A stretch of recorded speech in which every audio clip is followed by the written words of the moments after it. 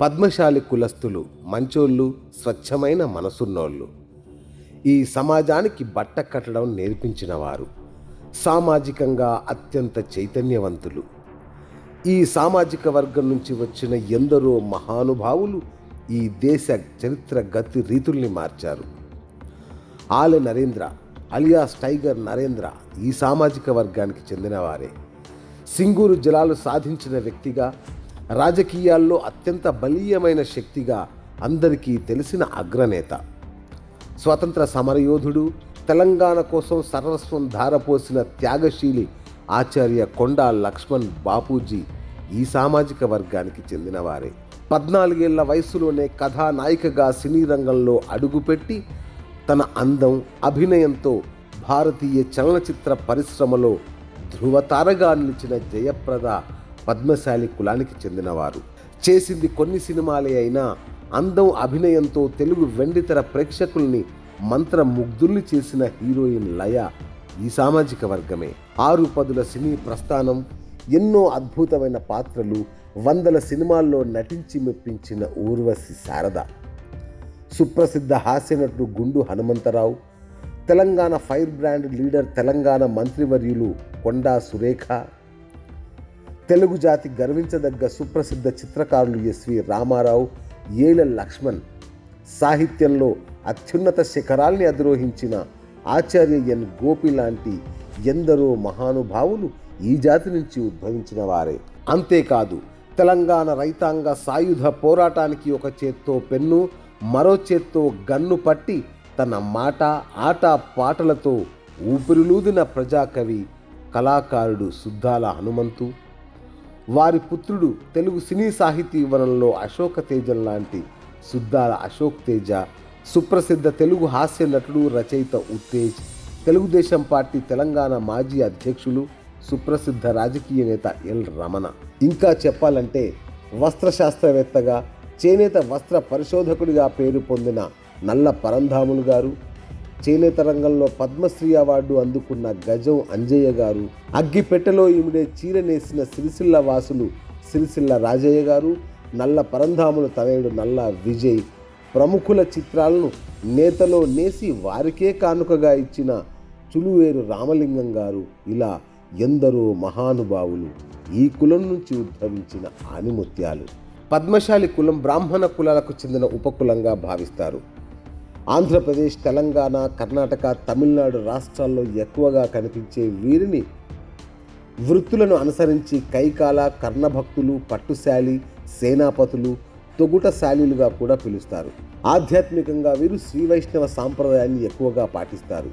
కలియుగ దైవం వెంకటేశ్వర స్వామి వారి ఇలవేల్పు పద్మావతి అమ్మవారిని వీరి ఇంటి ఆడబిడ్డగా భావిస్తారు. అందుకే వీరిని పద్మశాలీలు అంటారని ఒక పురాణ గాథ.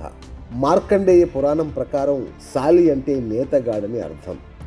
విష్ణువు నాభి నుంచి పుట్టిన పద్మం సరణి లేదా పోగుతో నేత పని ముడివడి ఉండడంతో ఈ కులానికి పద్మశాలి అనే పేరు వచ్చిందంట. మరో కథనం ప్రకారం పద్మశాఖ అనువాడు బ్రహ్మ తమ కులానికి ఇచ్చిన అద్భుతమైన రత్నం యొక్క మహిమను వినాయకుడికి వివరించేందుకు విముఖత చూపాడట. ఫలితంగా గణపతి శాపంతో పద్మశాలీలు బ్రాహ్మణ స్థాయిని కోల్పోయారు. శాప విమోచనం కోసం పద్మశాలి కులానికి చెందిన పరబ్రహ్మమూర్తి అను కారణజన్ముడు గణపతికి మొరపెట్టుకున్నాడట. పరబ్రహ్మమూర్తి తపస్సుకు మెచ్చిన గణపతి కలియుగంలో 5000 సంవత్సరాల తరువాత పద్మశాలీలు శాప విమోచనం పొందుతారని చెప్పాడట. ఈ పరబ్రహ్మమూర్తి తన కులస్తులను 101 గోత్రాలతో 8 శాఖలుగా విడదీసి 4 మఠాలు స్థాపించి వాటికి గురువుల్ని నియమించాడు. ఇది పద్మశాలీల పౌరాణిక చారిత్రక నేపథ్యం. వీరు అవడానికి బ్రాహ్మణుల ఉపకులమే అయినా సనాతన బ్రాహ్మణ కులాలకు, పద్మశాలీలకు ఆచార వ్యవహారాల్లో చాలా వ్యత్యాసం ఉంటుంది. పద్మశాలీల్లో ఒక్క పట్టుశాలి శాఖ తప్ప మిగిలిన శాఖల వారు మాంసాహారం కూడా భుజిస్తారు. వీరి ఆచార వ్యవహారాల్లో ఆర్య మరియు ద్రవిడ సంస్కృతులు కనిపిస్తాయి. అందువల్లనే పద్మశాలీలు సమాజంలో సనాతన బ్రాహ్మణులుగా పరిగణించబడలేదు. పద్మశాలీలకు ఉపనయన సంస్కారం మరియు జంధ్యధారణ ఉంటుంది. వీరిలో నేత వృత్తి సాంప్రదాయంగా ఉన్నవారే ఎక్కువ. ఆంధ్రప్రదేశ్తో పోలిస్తే తెలంగాణలో పద్మశాలీల ఉనికి కాస్త ఎక్కువగానే కనిపిస్తుంది. ఉమ్మడి తెలుగు ప్రాంతాల నుంచి కొందరు పొరుగు ప్రాంతాలైన తమిళనాడు, కర్ణాటక, మహారాష్ట్ర నగరాలు, పట్టణాలకు వలసపోయి స్థిరపడ్డారు. ప్రధానంగా తమిళనాడులో తెలుగు పద్మశాలీలు లేదా దేవాంగులది కీలక పాత్ర. చెన్నై నగరంలోని ప్రముఖ వస్త్ర వ్యాపారులు, నగల వ్యాపారులు తెలుగు నేతకారులే. ఈ నగరంలో దశాబ్దాలుగా వస్త్రాలు, నగల వ్యాపారంలో ఉండి అంతర్జాతీయ ఖ్యాతి సంపాదించిన నెల్లి సిల్క్స్, ఉమ్మడియార్స్, నాదిళ్ల ఆంజనేయులు చెట్టి వంటి అనేక సంస్థలను నడిపేది తెలుగు సాలెకులస్తులే. తమిళనాట అనేక మంది తెలుగు నేతకారులు రాజకీయాలు సహా అనేక రంగాల్లో ముఖ్య భూమిక పోషిస్తున్నారు.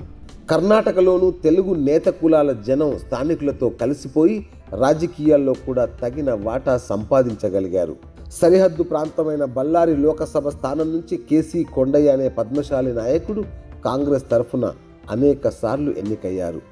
అలాగే మహారాష్ట్రలోని షోలాపూర్ నుంచి గతంలో కాంగ్రెస్ తరఫున సాదుల్ ధర్మన్న అనే తెలంగాణ నుంచి వలసపోయి స్థిరపడిన పద్మశాలి నాయకుడు లోకసభకు చాలాసార్లు ఎన్నికయ్యారు. కొన్ని చారిత్రక కారణాల వల్ల తెలంగాణ ప్రాంతం నుంచి లక్షలాది మంది పద్మశాలీలు మహారాష్ట్రలోని షోలాపూర్, నాగపూర్, పూణే, భీవండి, ముంబై సహా అన్ని ప్రాంతాలకు వలసపోయారు.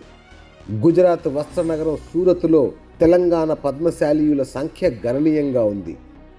టెక్స్టైల్ సిటీగా పేరొందిన సూరత్ నగరం తెలుగు సాలీల శ్రమతోనే ప్రగతి సాధించింది. ఇంకా తమిళనాడులోని అనేక వస్త్ర పరిశ్రమ నగరాల్లో తెలుగు నేత వారు చెప్పుకోదగ్గ సంఖ్యలో ఉన్నారు. తెలంగాణలోని సిరిసిల్ల, దుబ్బాక, పోచంపల్లి, భువనగిరి, గద్వాల, నారాయణపేట వంటి అనేక పట్టణాలు చేనేత రంగానికి పేరుగాంచినవి. ఈ ప్రాంతాల నుంచి చేనేత కళ అభివృద్ధి సాధించింది. పోచంపల్లిలో చేనేత వర్గానికి చెందిన వారు అంతర్జాతీయ ఖ్యాతి గడించారు. సమాజ నిర్మాణంలో ఇంతటి అనుపమాన పాత్ర పోషిస్తున్నప్పటికీ రాజకీయంగా వీరి ప్రాతినిధ్యం తక్కువనే చెప్పాలి. ఇప్పుడిప్పుడే వీరిలో రాజకీయ చైతన్యం వస్తుండడం హర్షించదగ్గ పరిణామం. Hi friends, thank you for watching this video. ఈ వీడియో గనుక మీకు నచ్చినట్లయితే దయచేసి లైక్ చేయండి, షేర్ చేయండి. ముఖ్యంగా మా ఛానల్ 24/7 న్యూస్ టీవీని సబ్స్క్రైబ్ చేసుకోండి. ఆ తర్వాత మీ విలువైన అభిప్రాయాల్ని, మార్పులు, చేర్పులు, కావాల్సిన వీడియో ఏమన్నా ఉంటే మన వీడియో కింద కామెంట్ సెక్షన్లో కామెంట్ రూపంలో తెలియజేయండి. నమస్కారం, సాయిదంచిక మాట్లాడుతున్నాను. ప్లీజ్ సబ్స్క్రైబ్, షేర్, లైక్ చేయండి 24/7 టీవీ ఛానల్. హాయ్ నమస్తే, నేను మీ Sonia Akula. Please subscribe to 24/7 news TV. Hi అండి, అందరికీ నమస్తే. నేను Mankota Prasad. Please do subscribe 24/7 news TV. Political, entertainment and infotainment updates కోసం like, share, subscribe 24/7 news TV.